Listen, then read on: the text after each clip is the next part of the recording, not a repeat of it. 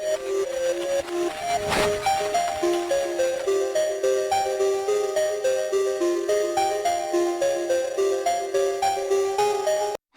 အားလုံးပဲမင်္ဂလာပါ Tevas ကနေကြိုဆိုပါရစေ။မီကတော့ admin စာကေးပေါ့နော်။ဒီနေ့ fashion နဲ့ပတ်သက်ပြီးပြပြပေးချင်တာကတော့ admin ဦးလိုကတင်ဆက်တဲ့ Favor ဆေးက voice ရှိတဲ့အကြောင်းပဲဖြစ်ပါတယ်။ Fate လို့ပြောလိုက်ရင်လူတိုင်းက Giga Max တို့ Other Pendragon တို့ကိုကြားလာပြီးထင်နေကြပါတယ်ပေါ့နော်။ဒီနေ့မှာတော့ Favor ဆေးကအကျန်းကအကျန်းစုံကိုမိတ်ဆက်ပေးသွားမှာပါ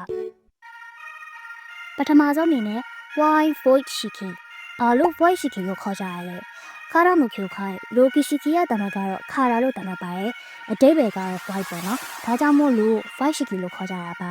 ရှိကီကခါရာမှုဖြိုခိုင်ဂါရနစင်နာရဲ့ series တွေက protagonist တယောက်ပေါ့နော်ဆိုတော့ရှိကီကဘယ်လို character မျိုးလဲသူ့မှာက that personality ဆိုတဲ့အရာကြီးရှိပါတယ် personality ဆိုတာကဥပမာအားဖြင့် main ကလေးပုံစံနဲ့ personality တစ်မျိုးယောက်ျားလေးပုံစံနဲ့ personality တစ်မျိုးအဲ့လိုမျိုးဖြစ်နေတာမျိုးပါဆိုတော့ that personality ဆိုတာကြီးက God တပါလို့ consciousness အသိစိတ်အနေနဲ့တည်ရှိနေတာပါအဲ့ဒီအသိစိတ်ကပဲ the root ikasha လို့ခေါ်တဲ့အရာနဲ့ပေါင်းစပ်ထားပါတယ်သူက the root ကြီးနဲ့ဆက်သွယ်နေတာဒါမှမဟုတ်သူကိုယ်တိုင်က the root ကြီးဖြစ်နေရလို့လည်းပြောလို့ရပါတယ် voice ရှိကီဖြစ်တာမို့လို့တခြား personality နဲ့မတူပဲရှိကီကပုံကိုတူတယောက်လိုမျိုးအလိုဆန္ဒတွေ emotions တွေမရှိတတ်ပါဘူးလူသားတွေနဲ့လည်းမလိုအပ်မချင်းဆက်ဆံတတ်တဲ့ character မျိုးလည်းမဟုတ်ဘူးပေါ့နော်ရှိကီကသူ့လို့ရှင်တာဘာမှမဆိုလုပ်လို့ရပါတယ် male personality နဲ့ female personality နှစ်ခုကိုဖန်တီးခဲ့ပြီးတဲ့နောက်မှာ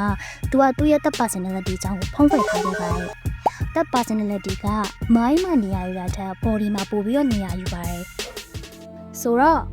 the root ဆိုတာကဘာလဲ the root ဆိုတာကိုနားလည်ရလွယ်အောင်ပြောရရင် ultimate source လို့ပဲပြောရမယ် Nasuvas တစ်ခုလုံးမှာရှိရဖြစ်တည်မှုတွေအရာအလုံးရဲ့မူလအရင်းမြစ်တွေကသူ့စီကနေပဲအရာအလုံးဖြစ်တည်လာတာပါသူ့ကြောင့်ပဲဖြစ်တည်လာခဲ့ရတာပါတနေ့တော့ရှုပ်တာမလားမသိဘူးဒါပေမဲ့ပြောချင်တာကတော့ဖြစ်တည်မှုတိုင်းရဲ့မူလစစ်မြစ်ပါစစ်မြစ်တွေအားလုံးရဲ့စစ်မြစ်ပါ that personality က Akasha or the root နဲ့တရားဆက်သွယ်ထားတာမို့လို့သူ့ကို omniscience တနည်းအားဖြင့်တပ်ပင်လူတိုင်းရရှိစေပါတယ်ရှိခီကသူ့ရဲ့ mystic eyes လို့ခေါ်တဲ့မျက်လုံးတွေနဲ့ the root ဆိုတာကြီးကိုမြင်နေရပါတယ် cause and effect စတင်ခြင်းနဲ့အရာအလုံးဒါမှမဟုတ်မတည်မြဲခြင်းနဲ့အကုန်လုံးဖြစ်တည်နေတဲ့နေရာကြီးနဲ့ဆက်သွယ်နေတာပါရှိကီနဲ့ကောင်နာ force အကြောင်းကိုဆက်ပြောပါမယ်။ Roki Shiki ကမမွေးဖွားလာခင်ကတည်းကကောင်နာ force စီကဖြတ်ပစ်ခံရဖို့ကာမလာခဲ့ပါတယ်။အတူချုံပြောရရင်ကောင်နာ force ဆိုတာ reality ကြီးကိုစောင့်ကြည့်နေတဲ့အရာကြီးမျိုးပေါ့။ planet or humanity ကိုဘေးမသိအောင်စောင့်ကြည့်နေတာမျိုးပေါ့။ကောင်နာ force ကမျိုးစုံရှိပါတယ်။အဓိကနှစ်ခုတွေကတစ်ခုကတော့ Elias counter force ပါဒီဟာရဲ့ရည်ရွယ်ချက်ကလူသားတွေရဲ့တည်ရှိမှုကိုချိန်ချောက်လာနိုင်တဲ့အရာအားလုံးကိုတားဆီးရမှာပါ။ Aces တစ်ခုလုံးရဲ့ချိန်ချောက်မှုကိုတားဆီးဖို့တည်ရှိနေတဲ့ counter force တစ်ခုပေါ့။ Shiki နဲ့ counter force ကဘယ်လိုပြဿနာမျိုးရှိရလဲ။သိတဲ့အတိုင်းပဲ counter force ကအရင်အင်အားကြီးတာကိုမကြိုက်ဘူးပေါ့နော်။ဒါပေမဲ့ Shiki က the root နဲ့ဆက်သွယ်နေတယ်။အဲ့ဒါကြောင့်မလို့ပါပဲ။ဒါပေမဲ့ Shiki ကဒီလိုဖြစ်နာမှာကနေကာဝယ်နိုင်မှုအတွက်အထူးနည်းလမ်းတစ်ခုကိုတွေ့ရှိခဲ့ပါတယ်ရှိကီမွေးဖွားလာပြီးရဲ့နောက်မှာတော့သူတို့မိသားစုကတတိထားမိသွားတာကရှိကီကဗလာနတိကြီးဖြစ်နေတယ်ဆိုတာပါပဲဗလာနတိကြီးဖြစ်နေတယ်ဆိုတာကကိုပိုင် personality ရဲ့လို့ကိုမရှိတာပါဒါကြောင့်ရှိကီကိုတာမန်ဖြစ်လာအောင်သူ့ရဲ့ origin ကိုနှိုးထလာအောင်နှိုးဆော်ဖို့ကြိုးစားခဲ့ပါတယ်နှိုးဆော်တာအောင်မြင်သွားပြီးရဲ့နောက်မှာရှိကီကနှိုးထလာပြီးတော့the root ထဲမှာဖြစ်ပြသမျှအရာအားလုံးကိုမြင်လာပါတယ်ဒါပေမဲ့လည်း तू ကအဟာတွေကိုအရေးတယူလုံးမနေပါဘူးသူကဘာခံစားချက်မှမရှိရတဲ့အတွက်ကြောင့်ပါ emotionless ဖြစ်နေရတဲ့အကြောင်းအရင်းကသူက omniscience ဖြစ်နေတဲ့အတွက်ကြောင့်မလို့ပါတနည်းအားဖြင့်တပ်ပင်ညူတညံရှိပြီးတော့အရာအလုံးကိုသိမြင်နိုင်တဲ့လူတစ်ယောက်ကတာမန်ယာတွေကိုဘာလို့အရေးတယူလုပ်တော့မှလဲဟုတ်တယ်မလားနောက်တော့သူနဲ့ counter force ကြားတဲ့ကပြဿနာကိုပြင်မှုအတွက်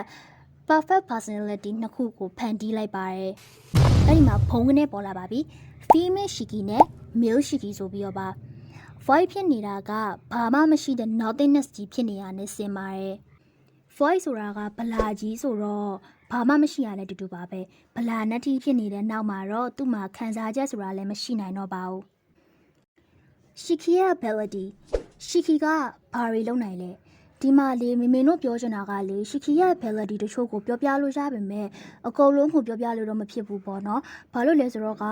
the rule နဲ့ဆက်သွယ်နေတာမို့လို့ပြောရမယ်ဆိုလို့ရှိရင် the rule က cosmology ဖြစ်နေတာမို့လို့အကြောင်းအရာလွဲချော်ပြီးတော့ cosmology ပဲရောက်သွားမှာဆိုလို့ပါနောက်ကြလို့ရှိရင်တော့ the rule ကြောင့်တက်တက်တင်မိပါမယ်နော်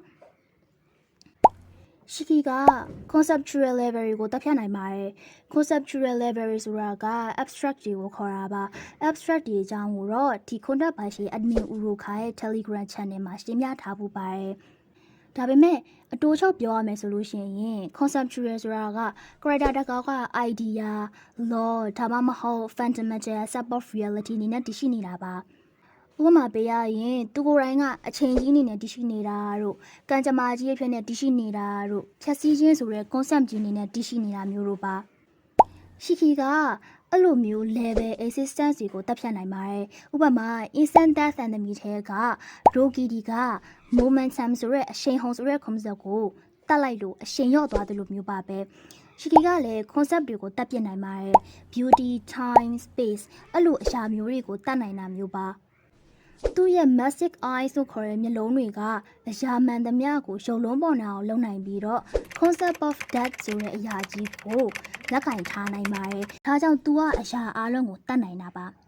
။ပြီးတော့သူက concept of infinity ဆိုတာကြီးကိုလည်းဖြတ်နိုင်ပါသေးတယ်။ရိုးရိုး infinity တောင်မဟုတ်ဘဲနဲ့ infinity ရဲ့ concept ကိုဖြတ်တာပါ။အဲ့ဒါကြောင့်ပဲ I am capable of everything လို့ပြောခဲ့တာပါ။ရှိခီက boundaries တွေလုံးဝမရှိတဲ့နေရာမှာတည်ရှိနေနိုင်တယ် concept တွေကိုဖြတ်ပြစ်နိုင်ပါတယ်။သေခြင်းတရားရဲ့အဓိပ္ပာယ်ကိုပါဖြတ်ပြစ်နိုင်တာပါ။ causality manipulation, fate manipulation, law manipulation တို့လိုအရာတွေလည်းပြုလုပ်နိုင်ပါတယ်။ဒါကတော့နာမည်အတိုင်းပါပဲပြီးတော့သူ့ရဲ့ ability ရဲ့ခြေပြားတော့တောင်မရှိသေးပါဘူး။ voice ရှိကီကြောင်းကဒီဟာကအကုန်တော့မဟုတ်သေးပါဘူး cosmology နဲ့ the root အကြောင်းကိုနောက်မှ voice ရှိကီနဲ့အတူတက်တက်တင်ပြတော့ပါမယ်နော်အခုကတော့ရှင်းနေလောက်ပြီထင်တာပဲကဲဒီ project လေးကို leading writer အနေနဲ့ admin Uroka researcher အနေနဲ့ admin all heaven writing data အနေနဲ့ admin Kira data အနေနဲ့ admin Johan တို့အပြင်အခုတာမိုင်ရှင်ကတော့ admin Saki ပဲဖြစ်ပါတယ်ကဲဒါဆိုရင်ဒီလောက်ပါပဲ bye bye